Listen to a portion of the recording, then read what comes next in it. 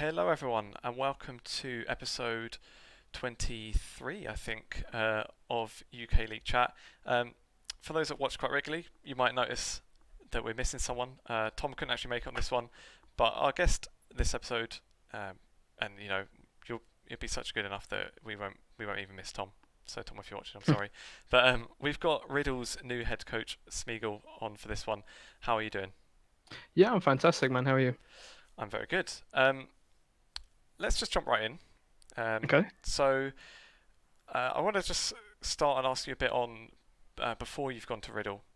hmm And for anyone watching as well, it's worth knowing that Sméagol has done an interview quite recently with Esports News UK, and I'd say it's worth checking that out as well. There are some things we'll kind of touch on with regards to the interview and kind of build on. So yeah, for anyone watching, maybe worth checking that out as well. So you've got kind of the context of some of the things we might be talking about. But yeah, just before we actually move on to Riddle and talk about the summer roster, I did want to ask you a few things about kind of earlier in your career, because I think it's Okay. like a bit different from what I've seen other people in the UK scene will often, well, a lot of them just kind of primarily stay in the UK scene, and you don't Yeah. get too many people kind of going abroad. And like, I don't need to Yeah. sound like cliche like a football or something, but Yeah. I know it's what you like, mean. and especially when I was kind of looking up, it seemed like you did it really quickly as well. You were kind of in the UK for a little bit, Yeah. maybe like a year and a half or so, and then after that you were gone for a while. Um, how did that kind of come about in the first place? Was it like a conscious thing that you wanted to go into other leagues? Um. Because it was quite like your first place outside the UK um, was in the Russian league, which is like Yeah. a proper Riot league. So I it's mean, if I'm honest, I got pretty lucky. Like, I had a my first split in UK. I got pretty lucky. And had a really good finish. Came second place. Um. And I kind of kept managing for a bit, and then I had another managing job working with a couple of like ex Fanatics players, Dan and X Matty. Um. They had a pretty good run as well. I think they went to EU Masters. And yeah, halfway through my job there, I just got in contact with one of the Russian teams, and not really sure what was happening behind the scenes before I got there, but they weren't really happy with the coaching staff. There was some sort of internal stuff. They needed someone kind of emergency last minute, hmm and yeah, it just happened super fast. Like out of nowhere, flights were booked. I was there. Um, my first official kind of like stage game, I was in playoffs, so I was like competing for top four, so it was pretty crazy. So I was kind of in the deep end. But yeah, it's just like a mixture of, I guess, kind of connections and luck, I hmm guess, just lucky timing. Um, but yeah, I wasn't like super keen to leave the UK or anything. I was kind of happy to stay there, and I'd made a lot of connections and friends in the UK. But when you're kind of at that level and then you get an offer to kind of jump into a Riot League, it's kind of just like, why not? hmm Um, and then from there, I kind of just stayed in Russia for like a year and a half for three splits and had varying degrees of success. Reached playoffs twice, top three twice. Um, had an unfortunate fifth place as well, but yeah, I loved it. Like Russia was a pretty nice country, hmm contrary to what people believe. Um, People were super nice. All the rioters, like quality of the league, it was super high. But yeah, it's probably like some of the best memories of my career so far. Cool. So Was there any like language barrier? Because when I was looking through just to see, I was kind of wanting to see how many other UK coaches would have been in those leagues. Because we'll talk a bit that you were in the German, sorry, well, you're in the German league and the Turkish league as well, being yeah, another like Riot league. But I found like especially the Russian one, it wasn't even just UK. It didn't seem to be very many like non-Russian yeah, coaches for a there lot of really teams. wasn't So is it? like I would guess like do the players all speak Russian? The comms in Russian, um or? so the team I went to, I guess I got kind of lucky again. We had two imports, so they were forced to speak English in game. Um, and everyone was fluent in English, but I have heard a lot of talk about coaches that did get imported over after me. They were going to full Russian lineups, and there was a significant language barrier. The English wasn't so good. But yeah, all the Russian players I've worked with, their English fully fluent, no trouble there. So yeah, Yeah, so a lucky turnaround then for that one. yeah, Um, yeah, because yeah, it's just crazy because I was looking at it. Yeah, I went through basically since you've been in the Russian and Turkish league. I think there was only 2 other UK coaches in either of them. I'm pretty sure Yeah. they're both in the Turkish league, from what I can see as well. Um, a bit on the Turkish league. I'd seen like from things you said about when you were with Fenerbahce, it seems like it was just mostly good things you had to say about them. Was there, cause as like well, as someone that doesn't really follow the Turkish scene, kind of the biggest things I see is like every now and then we've recently talking. There's these like threads on Reddit about mainly about Besiktas. I think they've had Yeah. like a lot of problems, a bit of a Mhm. scandal, like not paying people. Yeah. Did you notice anything? Was it? Do you think it's something about that league, or is it just that team is Um, just I'm not bad really egg? sure what the ins and outs are, but I know there's I think 2 or 3 kind of organizations which had multiple rumors that like they weren't paying or payments were really late. One team, Galatasaray, they even lost their spot in the league in spring as kind of like a punishment. Um, so yeah, I'm not really sure what it is, but 2 to 3 teams, yeah, just rumored not paying, owing debts to multiple players and staff. Um, but from what I've seen, majority of that's all been cleared up now. Hmm. But I think it does put a bit of a bad kind of spin on the Turkish scene because players that I speak to, they're interested to go there. They kind of say, "Is this one of the scam orgs? Am I actually safe to go here? Will I get my paycheck?" And I'm like, "Yeah, I think so." But if they go there and get scammed, it looks really bad on me. So Yeah, that's true. And um, because I wondered if it could just be like a couple of bad eggs. Because you see, like, I think there's 1 or 2 teams in Brazil having problems at the moment as well.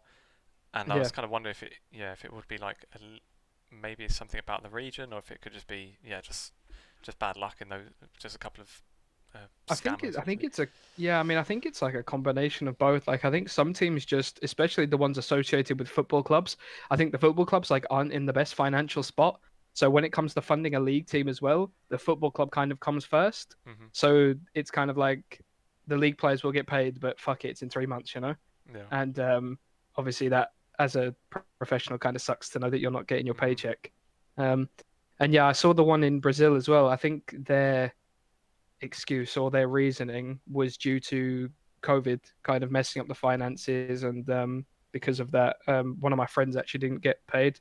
I think he's been paid now, but he was kind of involved in the Hmm. scandal with the CB LOL team. So, but yeah, it's unfortunate. You don't really kind of expect to see that now. You Yeah. hear about all the stories happening in kind of like early days grassroots esports, like players not receiving prize money and salaries being super low. Some players even playing for free. You don't really hear about it much anymore. So when you do see it, it hits harder, I guess, because you don't really expect to see it anymore. Hmm. Definitely. Yeah, because I think even like, well, I don't know, the last like big one was like that I remember at least was like the Tainted Minds thing. Is that? I think that's the Oh name of it, a bit yeah, like the yeah, OPL one. yeah, And then after OPL, that, I yeah, didn't. yeah, Well, maybe because that was so huge, people like if other teams maybe didn't pay a player or two for a couple of months, people didn't care as much, and on yeah. like Reddit and whatnot, it wasn't so big. But yeah, it was only kind of recently I've seen a couple, so I thought worth asking since you've kind of been there and seen it. Well, I Um, was fairly lucky. I always yeah. got paid on time. FB is just such a prestigious org in Turkey. Hmm. Like everybody respects them. You kind of mention you're with them, and people kind of worship you a bit. It feels really weird, but Because yeah, I was super lucky. they are one that's like usually at the international events and stuff as well, so they probably are Yeah, one of the bigger ones. It's interesting what you say. It does make sense actually with the ones about like the ones with football teams like Galatasaray have got probably at the time if it was last year like yeah, it was last Falcao year. up front. God knows how much he's on, and like Yeah, if they're struggling to find how to pay him like 60, 70 grand a week, they're not going to give a shit well, about exactly. Yeah. about their league players, are they? So that makes sense. Um, would you recommend then for like other UK coaches to take the plunge? Because I suppose for a coach, is it maybe like a bit, maybe in a way a bit easier because there's not really residency rules or something about coaches, so it's kind of just like if a Yeah, team's going to take you. I mean, I think it's actually kind of hard to get into those leagues respectively. Like, Hmm. um, some teams are already hesitant because they think there's going to be a language barrier. So they're already hesitant to actually take you in that regard. Um, and then there's also those that it's like, there's plenty of Turkish coaches, why is X better than this one? Hmm. Um, so yeah, kind of, it all just comes down to kind of how you value yourself.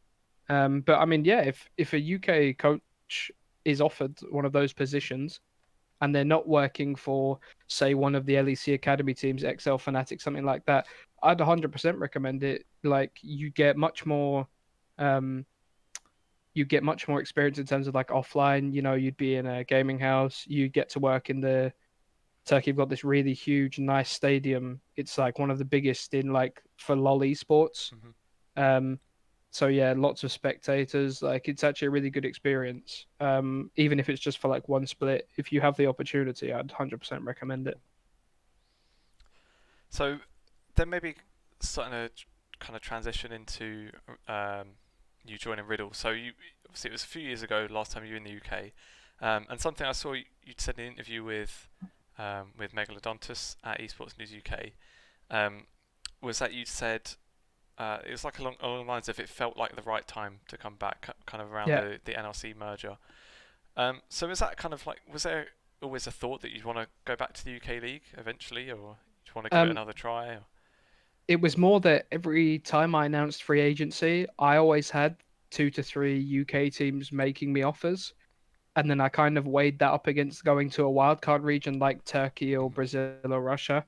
Um, and when I looked at the level of UK at the time, it was just extremely top heavy. Where if you weren't on one of the top 3 teams, it just didn't really feel worth it. Mhm. Um, so yeah, it was more like with this merger, much bigger talent pool, more players. You know, there's lots of hidden rookies around. There's a lot more chance to actually upset the bigger teams, and with the player pool as a whole being significantly bigger, I think it does make it like much easier to contest the academy teams, and that's sort of my main reason, like why it does feel right to come back. Because being a UK guy, like it is nice to represent my own region. It's nice to actually be on a stream that speaks English as well. Like my family are like super fans, and then they try to watch the games and there's guys talking in Turkish and Russian.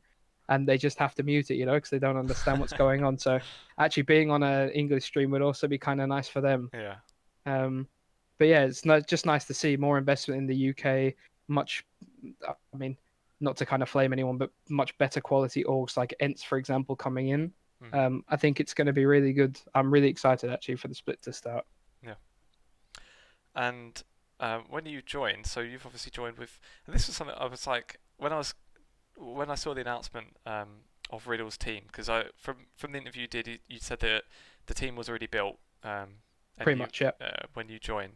So maybe this is might be a struggle to answer, but um, so Riddle is a Norwegian org, right? And then Absolutely, yeah. it's all Danish players. So when I Yeah, saw it, I thought, oh, cool, Danish org, Danish players. And I went, oh wait, no, they're not actually Danish org, because I yeah, see that Ents did it. Ents are Finnish, and they've got a full Finnish org, yeah. which kind of makes sense. Do you know why that was? I know you did say that it was, or is it Um, the players had kind of already decided they wanted to I play with think each it other and was looking more for an org? like Riddle weren't really set on taking like full 5 Norwegian roster. Mhm. They actually did want to bring in some Norwegian players because there are a couple of really promising ones, like Ericsson, for example. The main issue was that kind of the value of the players you're kind of getting with these 5 Danes as like a package deal, um, versus trying to kind of pick and choose a couple of Norwegians and then get a couple of imports. It just didn't really seem, at least from my point of view, when Riddle were asking me on my opinion, um, just didn't really make sense not to go for them. Like you have so much experience. They've all got a lot of synergy together because they're all close friends outside of the game. So it's kind of like I think it's just better, like all round. Mhm. If I had the opportunity to build a roster outside of those 5 guys, it would definitely be possible. Um, but when you have the opportunity to work with players like Sencux and Maxi and Doxy and this type of stuff, it's like why not? Um, and being able to bring on friends of mine like Wendelbo, it was just a no-brainer for me. Mhm. Yeah, and you said there about like these players do have a lot of experience because yeah, just kind of looking back the last few years, I think was I right in thinking that everyone has played in a Riot League? Absolutely, yeah. Yeah. So Sencux Maxi, both LCS, EU and NA. Mhm. Doxy, LCL and MSI. Wendelbo, Turkey, Russia. and Raya was also an LCS at one point a couple of years ago. So yeah, everyone is like pretty much got veteran Yeah. status, at least in my eyes. Yeah, so it's crazy. I was thinking like it'd be a struggle to, I think for many other teams to have like that many. Well, not even just that many players that have played at those kind of levels. Just like yeah, for the number of years that they have as well. Yeah, And that was good. Was that how is it you pronounce the AD again? Was it did you say Raya? Yeah, Raya, I'm yeah. glad I could hear you say it first because we mentioned uh, the roster last week on the episode and literally none of us had a clue and we probably sound like total idiots. Everyone thinks it's Reggie. Yeah, It's I fucking think it's that's me. what we said. Yeah, Well, we did our best. Um, yeah, but yeah, just talking about those, so especially like I think Sencux is the first name like anyone would recognise. I think yeah, yeah. Probably, he spent probably was it like 3 or 4 splits in the ULCS or maybe even more. probably Um, more. I think. how much do you think that's yeah? Well, do you think it's like a quite a big coup to get him in this league then, or do you think he could still be at an NEC I level? mean, a lot of people. Um, I think the kind of the issue with esports, right? If I go on like a small tangent, Hmm. it's quite mob mentality derived. So like, for example, if one person with like a semi big voice kind of says X player is shit, Hmm. everyone just kind of jumps on that bandwagon, and then there isn't really any way to kind of come back from that like it happens on Reddit. Um, I felt kind of bad for the guy. Like he had a couple of good games on Misfits and Rogue, and was like, yeah, it was good, but it's Sencux, so it's still shit. It's like that's not really. It kind of sucks. Yeah, I think at the moment he's kind of had a rough split in Russia, but from seeing him in scrims, he's going even or stomping majority of the mid laners we're playing against, and we're scrimming some of the best ERL teams. So yeah, I think a good split in NLC, good showing at EU Masters. I think he could definitely pop into LEC like Hmm. for sort of spring 2021. Cool. Um, and yeah, just to go back a little bit, where I'd mentioned that you'd said in the interview with Esports News UK that you had joined the team when it was the other roster was already there, but you kind of said so was it? Did you kind of still have a bit of a word in it? So I guess you maybe knew you'd be So joining and they were asking your opinion on things. the kind of way it went was they had two rosters in mind. The Danish one was the priority, but we were kind of in like a bit of a weird situation because two of them were still signed to Gambit. So it was kind of like if we can't get them out of Gambit, we have to go for the secondary roster. Hmm. Obviously we got lucky; it all worked out. But yeah, I was the first one to sign, and I signed a week before everyone else, just to kind of help them put things into place. And yeah, once Doxy and Sencux were released, that was it. It was just all systems go. Cool. So um, was that kind of is that all fine for you then? Would you have preferred to maybe be on board a bit earlier, or the fact that Um, these guys were kind of already together? Would you probably would have just gone with this roster anyway? Do you think? I mean, having the opportunity to work with these guys is great anyway because I'm already friends with the top and support, so it already feels kind of nice already coming in knowing people. Hmm. Um, but yeah, ideally I like to come on board at the very beginning so I can kind of pick players, I can pick the staff that I'm going to work with, and I can kind of build like the whole project. But I was actually originally with Munster, one of the other teams in NLC, and their kind of whole thing was they wanted to build 10-man roster. They're talking, don't really want to leak, right? But they're they're looking to sign, some big name players. It was going to be like a really good offline experience, which would benefit so many players in the UK, Hmm. especially in kind of the second division side of things. And yeah, it kind of fell through a little bit. I'm not really sure what's happening now as I've left, but my sort of reason for leaving was that a couple of things fell through. My side of things wasn't really what was. I signed, not signed, but I agreed to come on Hmm. board to work at like a certain level. And when a couple of things fell through, the level of that side of the project kind of dipped to the point where I wasn't really comfortable. Um, so yeah, after that point, announced free agency again, and then literally within 5 minutes of me announcing free agency, Riddle was in my DMs, and that was it. Cool. Well, yeah, I don't think you have to leak about Munster. I think we've seen a lot. Well, there's been rumours about certain Yeah, players. LEC Wooloo, we yeah. mentioned him last I week. mean, if we let's just say if we use the Wooloo rumors, if that's the roster they've got, um, obviously that's kind of similar to ours in the aspect of, you've got Max Law, you've got Heaver, two LEC or LCS kind of veterans in that state, and then Shikari, obviously he's won UK split like what 3 times, had good showing at EU Masters. So yeah, I think they're actually probably going to be top 2 team competing with like Fnatic and us. hmm So yeah. Um, let's kind of go on to those kind of expectations then, because you mentioned in the interview as well that you weren't sure you guys would be the kind of academy killers like that everyone likes to throw around. Or definitely did in Yeah. UKLC. So, do you really think that, or are you just trying to like play it down? No, I mean it's more like it's early days, so we don't really know what everyone's rosters are. Like if I was to say based off of scrims at the moment, we're literally smashing everybody, right? Like if we can transition this to how we play on stage, then yeah, we could be like the famed academy killers that everyone talks about. But there's also there's also some like high tier rosters potentially coming in, like the Monster roster, for example, and I wouldn't really go out and say that we're sort of the academy killer. Um, I also think if Fnatic don't make a couple of changes, I don't think they're really going to be as strong as people make out either. I think 2 changes are needed on that roster, but I won't dive into that.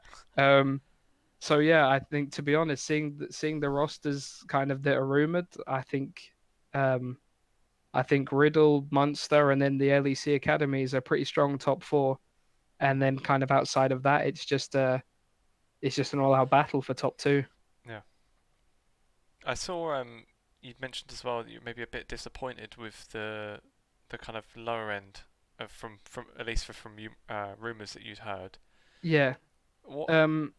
Why do you think that is? Because we kind of thought that now, obviously, with it being like so many countries that are residents, and Yeah. obviously there's like loads of players come, especially from Denmark anyway. hmm We kind of presume there shouldn't really be a weak team, or Yeah. I mean, obviously, I'm only going off rumors yeah. again. But I've seen a couple of screenshots from tryouts, people talk. I just think the rosters that I've been shown, towards the kind of lower end of NLC, based on the talent pool that's available, I kind of expected more. Like I expected this to be a super competitive league where everyone could take games off of each other. hmm It was going to be like super cutthroat trying to get 2 playoffs. And now I kind of see it's like there's 5 good teams which I think can all sort of contest playoffs, and then there's like a middle pack of like 2 or 3, and then there's just kind of 3 or 4 teams chilling in the bottom, which um, whether that's down to org resources, whether that's down to just managers preferring to take X player over a better option, whatever it is, just the kind of final products that I've seen on paper, I'm just not too impressed with. But again, like I could be wrong, they could be making changes. Um, a project which I think could be significantly weaker could surprise everybody. It's also hmm about the coaching staff they've got behind it. But yeah, I just kind of expected more from certain organizations. hmm That's fair enough. Do you think that's something that? Yeah, well, I don't know how to word it. Would do you think that's would always be the case? You're kind of always going to end up with one or two Oh sort of yeah, stragglers, because I imagine now, especially with there being teams that were in the UKLC and teams that yeah. were in the Nordic Championship, the ones that didn't make it into this are going to be well, they're going to be pissed, and they're going to want their spot Well, back. And yeah. if they get the Well, chance, absolutely. they may well see that just it might be maybe a split or two where there are some teams that don't maybe aren't the great roster builders or whatnot, and then Yeah. they get replaced, and then we're kind of back with better teams maybe. Do you think it would kind of even out, or do you think you're always likely to have maybe one or two? I mean, I think you're always likely to have 1 or 2 stragglers because there's just going to be certain orgs that can't, they can't match Fnatic, they can't match hmm Excel, Munster, Ents, this type of stuff, and that's fine, right? There's always going to be like organizations which are significantly like a tier above, um, but then you kind of need to, you need to go out of your way to find that special player. You got to find that rookie, that person that can maybe elevate you to their level. Um, But from seeing some of the UKLC qualifier teams as well, like I think London announced their Yeah. roster, and I saw that, and I was like, that's actually stronger than two of the NLC rosters I've seen. So I think someone's on the road to relegation if they don't fix their shit. Fair enough. Yeah, that was well. Even just from someone that's not on the inside, obviously I haven't seen the kind of rumored rosters and stuff. Even just thinking about back to last season, like that team you would imagine would be fairly comfortable against like Enclave roster, for example, from last year. So Yeah, even if I mean, just I think that. qualifiers like that, then Yeah, I mean, I think they're going to stomp qualifiers. I genuinely don't think they're going to have any problem. hmm Um, and I think they actually might, depending who they get for coaching staff and stuff. I think there's definite chance of relegation in the first split. So I'm really excited to see that as well yeah. because I've got friends in London, so I'm kind of rooting for them to be honest. Fair enough. Um, just with regards to like the UKLC and the kind of league structure now, there was like a bit of an argument, well, not really an argument. It was like a bit of a debate on Twitter, a little bit of back and forth a few weeks ago about some people that weren't a fan of having academy teams in there. Yeah, What? I mean, I weighed in on this as well. I mean, it mainly came down to certain organizations, pardon me, they wanted to, using Munster as a perfect example, they wanted to build the 10-man project fully offline. They wanted to have fluidity between all of the roles. You know, X player in academies playing really good. Let's promote him to NLC for the week, see how he does, give him that experience. And yeah, DreamHack apparently just decided to add a rule in, which completely cut that the project kind of, and that's kind of why I bowed out after Mhm. that because I was supposed to be handling the academy side, um, and sort of when that happened, okay, so there's no fluidity. Players aren't really as interested in the project. I don't really have the pull anymore to say like, X player, you can learn from this player. You Mhm. know, it's really good. Come on board. And I had so many people interested, and then DreamHack changed this rule, and it all just kind of fell apart. Okay, Um, so what was the rule then? Because I thought every team would have an academy in the so UKLC. yeah, like I mean, effectively, teams can now have academies, Uh-huh. but there's no fluidity between the rosters Oh, so whatsoever. they can't swap No, players basically. and there's no, and even the subs themselves. I don't know the exact ruling on subs, but I don't even think subs can play unless it's like quote unquote an emergency. Hmm. So it kind of just killed fluidity whatsoever. Yeah. And kind of from there, it makes it pointless to invest. It makes it pointless to even have the whole 10-man offline thing. Um, so yeah, it kind of just nail in the coffin for the project. Did they give any reason why they wouldn't want that, or like just the fact that they Mm, can't swap players around? I mean, I think at that point it all just comes down to rumors. Like Yeah. people said certain orgs complained, um, and then it kind of came out on Twitter, and people that were suspected of complaining did kind of complain on Twitter as well. So kind of when that all that came about, it was kind of like, all right, whatever. We know you don't have money. X Club does have money. They actually want to invest into the scene. You know, people get salty because they can't match it, and then kind of from there, it's like, I mean, if anything, the complaining actually hinders players' careers, which that kind of angers me the most because if I can give a player an offline experience with some of the best talent outside of LEC, and then you kind of go out of your way to stop that just because your organization has no money, that isn't really my problem, you know? And by you complaining, you're actually hindering players' careers, you know? You're stopping their development.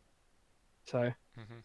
yeah, I was pretty vocal on the subject Yeah. because, I mean, I just want the best for the players, if anything. So, Yeah. It is a bit of a weird one. I might wonder if it's maybe because of like residency rules. It might be awkward because yeah, they would change, I guess, for the league compared to the NLC, like for yeah, UKLC. slightly. But then that would just you'd imagine if a team wanted to pick up players with the hope of swapping them around, they would just know that they can't play certain ones Well, that's if it. those Yeah. rules are there anyway. Yeah, that is a bit of a weird one. Um, let's maybe focus a bit more on Riddle. And one thing going from our last episode, we had Hatrix on, and he hmm was talking about. We asked him about what his thoughts were on the meta and how things are going to look because it is a bit tricky at the moment. We've only really got the mid-season cup. That's the only thing going on Yeah. right now. So that's kind of the only focal point we have to see what the meta could be like. hmm But Hatrix said that he kind of thought that we're heading to a mainly tank meta, and he wouldn't be surprised to see tanks even in the mid lane. Would that be something you think Sencux would be up for, or? Oh, I mean, from working with Sencux now for about 2 weeks, this guy will literally play anything I ask. He's super flexible, and actually, all the players are like that, and that's why it feels so nice to work with this group of lads. Like, I could tell Riot to play Ornn AD, and he wouldn't give a shit. Like, he would just do it like that. Um, but yeah, to a certain extent, I could see tanks being played in mid. They were played last season as well. Ornn mid was a pretty big thing, and then before that, Sion mid was also a pretty big thing, and they're good into the meta picks in mid lane at the moment, like LeBlanc and Syndra. So yeah, I could see it happening. Um, Especially a champion like Ornn adds a lot to a team in terms of free item upgrades and stats, engage, disengage, all that type of stuff. So yeah, I mean, it's just the joy of League, forever updating game, Mm-hmm. forever changing. The meta changes every patch. So What do you yeah. think? Maybe other than that, then what do you think would be the current meta right now, or I think is that verging on leaks? no. I mean, I think everyone's playing the same shit anyway. But like, jungle meta is pretty much unchanged. Like Graves, Trundle, Nidalee, mid, Syndra LeBlanc, Zoe, couple of niche picks here and there. AD is probably the most unchanged out of all. It's Varus, MF, Aphelios, Ezreal. That's basically it. Um, You said about Syndra LeBlanc mid. When we asked Hatrix about this, because I was saying yeah, that at that point there'd only been one day of the mid-season cup, and there was yeah. one Corki pick and no Azir picks. Yeah, And Corki is here as well. Yeah, I oh, forgot these champions. because Yeah, I was saying like I was quite happy because it's just like well, it's not fun to watch really. yeah. I know Uh, what you mean. it got me a bit Um, excited then when you didn't mention them, but I mean, who knows? The league, new patch next week. yeah, Maybe that's things true. change. Yeah, I was thinking that by the Fingers time crossed. the league starts, it may change anyway. So we'll see. Um, just trying to think. So, well, now that Tom's not here, I think there's probably not that much more to go over for now. So I'm just trying to check if I had any other topics because yeah, it's like a last minute exit from Tom, unfortunately. That's all right. But I think I'm kind of through. Is there any topics you kind of had or anything that's been going on Um, that you want to talk about? not really, to be honest. Like for me, I mean, COVID kind of messes everything up. Like there isn't really much happening for Yeah. anybody, and obviously the big topic would have been like MSI and everything, Mhm. but MSI's been cancelled. So unfortunately, it's just kind of a matter of waiting for the league to start, and we go from there. Yeah. But yeah, Was that would that have put you off joining one of maybe like rejoining a Turkish league or Russian league? um, not really. No, like I mean, the team obviously I left FB slightly early, and they went on to win TCL, which obviously is great for them. Um, and I had a couple of Turkish teams message me. I had one Brazilian team, um, but it was all sort of like it was all very uncertain. Mhm. The Brazilian team basically said, "We're very interested, but with Corona, it's just a big question mark." Yeah. And I can't really commit to that because it's like, maybe Brazil closed the borders and I can't travel for 4 months and then, I'm effectively put out of a job. So it was just safer to come back to UK Yeah. as well, just from that aspect. And I I'm think just happy that I was given the opportunity to work with a good roster. yeah, I think Brazil would be like well, they're like one of the worst off at the moment, aren't Yeah, I they? think so. Yeah, they're not in a Although good spot. coming back to the UK is also not that much of an improvement with our situation, I don't think. Yeah, But yeah, maybe we won't get into that too much. Um, I think maybe we can wrap this one up then for kiddos. today. It was a bit of a short one, but then like I say, we've had like a few chops and changes time wise, and yeah, just better to at least we kind of got one in there. Yeah, But yeah, thanks for coming on anyway, oh, it's a pleasure. and best of luck in the split. Thank you. Yeah, I think Will you that be cheering for us?